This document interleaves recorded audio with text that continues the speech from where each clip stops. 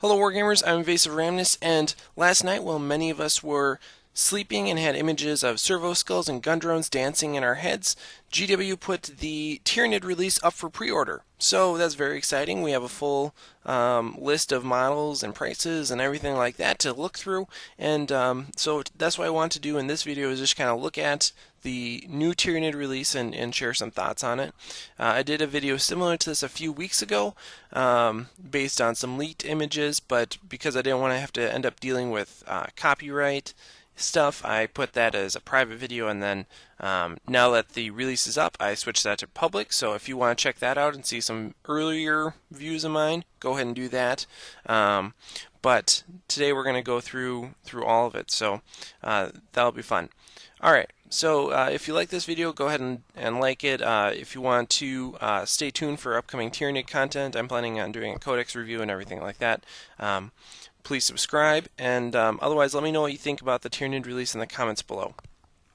So, on with the show. Of course, we have the Codex and the limited edition Codex. Let's just look at the limited edition one here real quick. But yeah, so the cover art is awesome. Clearly, same price as a normal Codex that we're used to. We know and love the $49.50 price point.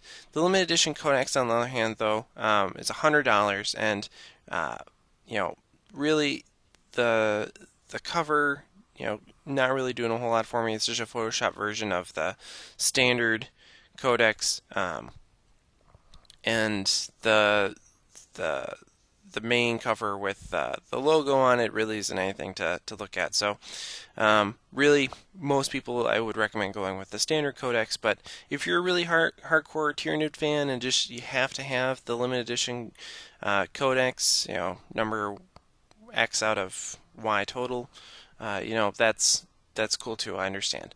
Yeah, so finally we get my computer is going a little slow. I think the GW site's a little bogged down with all this Tyranid activity. But yeah, so here's the standard, or here's the Photoshop version of the original cover, and then you can have this. This is what the actual cover looks like. It's just with this Tyranid logo, which is kind of underwhelming. So, I mean, it's cool, but I don't think I'd rather have. I think I'd rather have two codices for the price of this one codice. All right, back to the stuff that's really interesting. All right, so the next thing is the Harpy and Hive Crone. This is the new flyer that GW introduced for Tyranids. The Harpy was of course in the past Codex, but didn't have a model, and the Hive Crone is a new addition. So that's pretty cool. What you see right here is the Harpy. It looks pretty much just like it did in the little Codex entry, and you have some spore mines and a Termagant for scale. Let's go ahead and take a look at the 360 view on this guy. Yeah, there we go. A little bit more cooperation from the computer. Cool. All right. Okay, there we go. So as you can see, he has these two underslung weapons, and then it's pretty much just body and tail with some wings. I do think it's interesting that the wings here attach slightly differently than the wings of a Hive Tyrant with wings. I guess that makes sense because the Harpy is meant to always be flying. It doesn't have any legs, right? So it's always flying. It's basically like a wave serpent. Or a wind serpent from World of Warcraft kind of thing. It doesn't have any feet. And the Hive Tyrant does, so that kind of makes sense that the Hive Tyrant body structure is a little bit different. I'm not a huge fan of this big dorsal spike. It doesn't make a lot of sense visually. Like, it kind of just breaks up the flow of the creature and is just kind of obstructive. I'm not a big fan of that. I would rather just have like a smaller spike or something more streamlined. And then again with these big talons that are on the front of the wings, those are a little bulky for my taste, but it does fit with the Tyranid aesthetic, so I understand why they're there. Overall, it's a pretty cool model. Yeah. Then we can go and look at Hive Crone, which is kind of pretty cool. Again, it's the same kit as the Harpy. It's a dual kit. This guy, I like the back structure a little bit better, but it does have this huge, like, pelvic bone thing.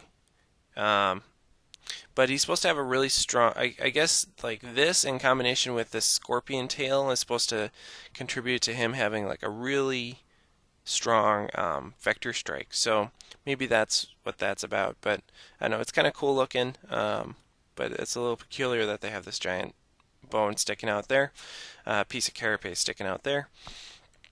And then yeah, instead of having, he just has this main mouth gun, which I guess is rumored to be some sort of acid spray. And then he doesn't have any guns down in front, but what he does have, and it's surprising you can't really see it very well, but on the 360 view here is he has these little remora type bug missiles. So those are missiles that are gonna shoot off of the Hive Crone. So it's meant to be kind of an anti-flyer vehicle as far as I can tell. But yeah, another cool model. I'm not a huge fan of having the gun in the mouth. I just like, how does it eat? Basically, is my concern there. But still pretty cool. I like how this carapace is formed a lot better. And something I do like on both of them is the crests on the forehead. Not the standard Tyranid crest on the carapace, but these extra things. Like here, he has things going left and right. These guys, yeah, I think that's pretty cool. So this model is definitely very interesting, and it's going to be really up to the point value and how much everything costs, to whether or not these things are going to be viable. We saw that with the Dark Angels flyer. Up until that point, we were used to flyers being pretty badass, and then when the Dark Angels flyer came out, everyone was like, kind of, oh, okay. So, and since then, flyer releases have been pretty underwhelming. So, we'll see if the Tyranids are able to break that trend or not, and it will be interesting. The other new model another new model that's being released is the Haruspex and Exocrine dual kit, and this one is actually pretty sweet too. I like this. I would say I like this kit more than the flyer kit, just because flyer kits are kind of bulky and they're in the air, whereas these kits are also pretty bulky, but they're on the ground, so that's okay. So the first one is the Haruspex, which you can see here. He's got this big mouth part and these big claws, and if you've seen the old armor cast version of the Haruspex, you will recognize these claws. That is part of the aesthetics that was carried over, so that's very cool. You can see a little bit more detail here, and you can see a little bit more of kind of the bits in these details here. Looking at the 360 view, it's pretty awesome. I do like, in some of the earlier images he looked kind of weird, but I really like how tank-like he looks here, and I think this is a good look for Tyranid monstrous creatures. I wouldn't be opposed to Carnifexes having this type of layout too, but that would mean that they would lose the use of the middle set of appendages. And so it makes sense that Carnifexes don't look like this. But I do like how they have this kind of rhinoceros feel to them, which is pretty cool. I do also like these really heavy mid limbs. It's very gorilla-like. You're thinking of it walking and putting a lot of weight on these forelimbs here. So that's pretty cool. The mouth parts, I think, are going to be a pain to paint potentially, but also very cool as they are. The rumors are of this guy is that he's going to have some sort of new Doom-like feature where he gets more wounds as he becomes weaker, and then steals life upon wounding other creatures. So I'm really excited to see what the point value is on this guy and how he functions in the Codex. Because if possible, I'd love to field something like this. Alright, and the other version in this kit is the Exocrine, which you can see here.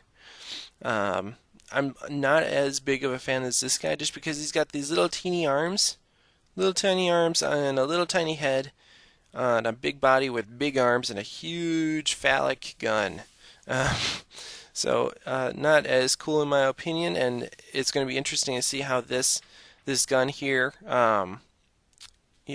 distinguishes itself from the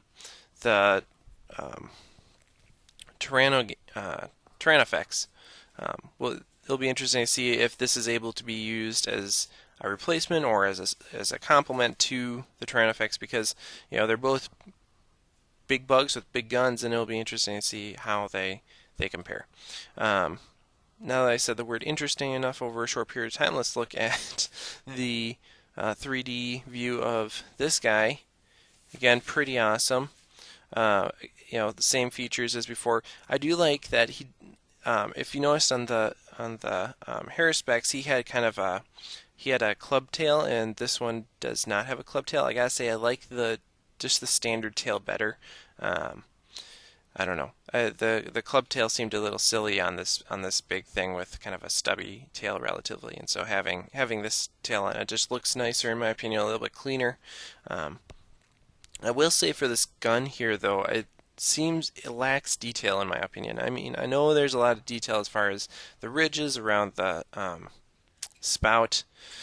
I'm not. Yes, I don't even know what to call that. There's a lot of detail around the tip and around the base, but it's not. It still kind of just looks like a big piece of plastic, which is not. It kind of it breaks the illusion, which is unfortunate. So, not a huge fan of that, but would really like to field the Haruspex here, depending on how it goes. Okay. Then my favorite model of the release, this is it guys, this is my favorite model of the release, the new Tyrant Guard. I think it's just really, really awesome.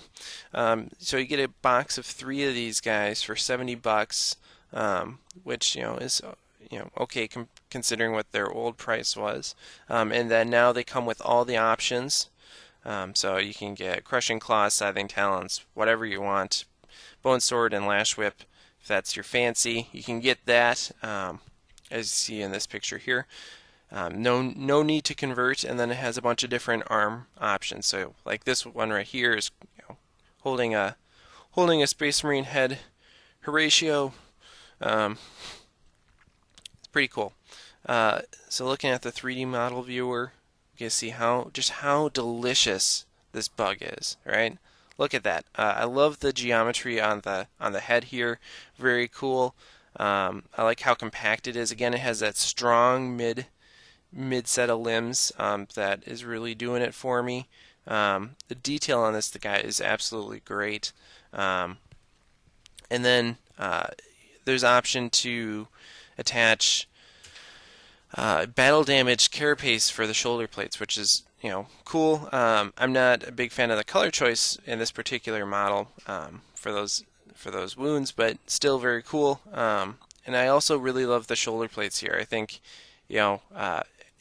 it adds to that kind of mobile shield wall that the Tyrant Guard are supposed to be, while still making them look relatively mobile but bulky. I don't know. I just think it's a really cool aesthetic, and I also love how the carapace here comes over the front. It's very swooshy, which is cool. Like I said, the geometry of this model is just remarkable. The other option that a lot of people are going to be excited about is the Hive Guard. So you can make 3 Hive Guard out of this as well, and that comes with the standard options along with this new kind of bioelectric weapon here that we've seen in some of the leaked images. Here you go. So it doesn't have a whole lot. There's not a whole lot of difference between this kit and the Tyrant Guard kit, clearly because they're made from the same kit. It just looks like for the Tyrant Guard you add these shoulder plates on here and add different arms and mid arms. So that'll be interesting. It'll be interesting to see if those things can be magnetized to be switched out. It kind of seems like it wouldn't be too hard just based on how the difference here. Just magnetized arms and the shoulder plates. You could probably even just leave the shoulder plates on for the Hive guard if you wanted to. Is my guess. But the Hive guard do have different center legs. They're kind of like these elongated tripod legs, which is cool. Not as cool, mind you, as the Tyrant guard legs. Hive guard legs still cool though. These, instead of being more gorilla-like, these are kind of like, I don't know. These feel more alien to me than the Tyrant guard legs, just because they're kind of long and creepy. But still very cool. And I'll be interested to see the rules on this bioelectric weapon. I guess these little like sashes here are some sort of like, I'm just thinking of like an electric eel with current running through them, basically. So that'll be cool. All right. Also newly released is some new Tyranid Warrior models, including the option to make a Tyranid Prime. So this is what the models themselves look like. You can see them here with a Tyranid Prime instead. Here's a closer up of the Tyranid Prime. Yeah, so these guys, I like them a lot. There's more detail in the model than the old ones, which is great. They also seem a little bit bulkier, chest to back, which, is fine with me. I think it works, particularly in the case of the Tyranid Prime. I think it looks really nice. He doesn't look like he's a 45-year-old guy sitting at home eating potato chips, getting a beer gut. He looks aggressive, not docile. So that's cool. I really like the carapace options for the Prime. I like the shoulder pads again, and then the head carapace. It's very reminiscent of the Aliens series, but that's kind of one of GW's things with with the Tyranids. So yeah, but yeah, it comes with all the options, so that's great. Other than that, not a lot to say about this. And although I do have some important notes later on about troops choices that we're going to be talking about. Oh, actually, I guess I'm going to be talking about that right now, guys. So that's cool. So I guess that's it for all the new models. Very cool release. Very excited to see them on the tabletop and maybe get my hands on a few of them. Very excited for the Codex. Something, though, that I think is worth talking about here is that they come out with these one-click collections that you can get, and in the past has always been the Battle Report opponent or the Battle Report army. You can get that, and so this is just Brickham's Hive fleet that he uses in the Battle Report. And I want to point something out here. You do not see a single troops choice in this picture, and yet it's presented as the army that's in the book. So how is that? Is the Turvigon a troops choice? Well, if that's the case, there's only one Turvigon. So are the Carnifexes troops choices? That's what it kind of seems like. Just because there's Carnifexes here and then another Carnifex down at the bottom. Other than that, I don't see any troops choices that really stand out. So if they move Carnifexes to troops, that makes sense how they're going to. That kind of makes sense with how they're going to make the Tyrannofex and the Exocrine work together, and not have the Carnifex lose out to those two as being heavy support options. So this is an option. You can pick up this army, but it's big bugs only, no little bugs allowed, which I think is interesting. And so it'll be cool to see how the force organization chart works for the Tyranid Codex. Aside from that, there's been a couple repackaging things. Now you get 2 Carnifexes.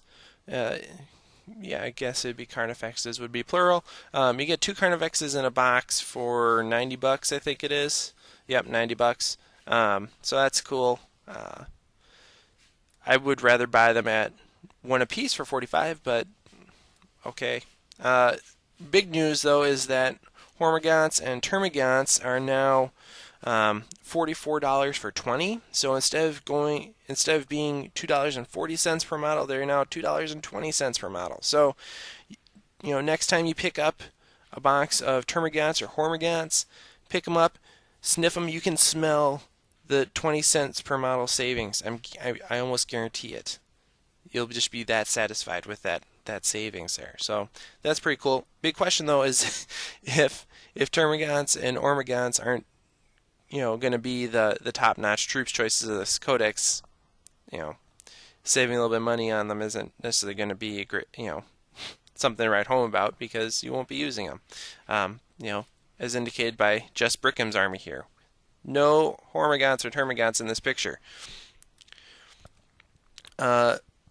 And lastly, they also have an option for just buying a Tyranid Swarm, which is the starter box basically for Tyranid players. It looks like it's going to save you actually a fair amount of money. It's $170, sorry, $170 for 4 boxes of Griblies. So 2 Hormagaunts and 2 boxes of Termagants, plus 4 Ripper bases that you would get from those boxes, a unit of Gargoyles, and a Carnifex. So you get all that for $170, which is pretty cool. But again, I'm really this Just Brickham's Hive fleet here is just tantalizing me with the question of what's he doing for troops choices. And so it'll be very interesting to see if this Tyranid Swarm is actually worth taking or not. If it is, I would strongly recommend picking it up. It looks like it's a great set for you. So there you have it. Very exciting about the new Tyranid release, and if I haven't used the words exciting and interesting enough in this video for you, I think you have a problem. You might be addicted to those words, because I clearly am. I've been using them throughout the entire thing. So, but I think they really do describe this release. I'm trying to think of another word now, and I can't. You guys put me on the spot there. So, but yeah, and of course, I guess there is also the psychic cards, which are great to have. That's a great utility. Just being able to have the psychic cards instead of having to reference the Codex and write stuff down. You can just have the psychic cards right there. It's gonna be cool. Yeah. So, all right. Let me know what you think about the Tyranid release in the comments below, and stay tuned for future Tyranid content. I'll be rolling it out as once I get the Codex. So, happy wargaming, and yeah, see you guys around.